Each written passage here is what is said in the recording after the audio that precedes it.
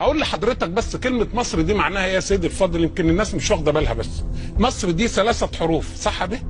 طيب نقول بقى عندها ايه؟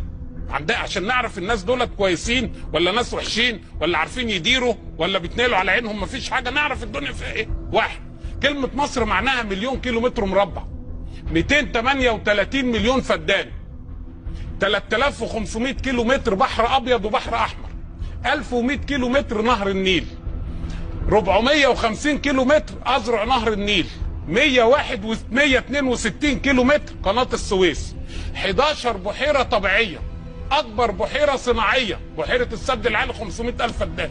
الدولة الثالثة على مستوى العالم في الثروة المحجرية.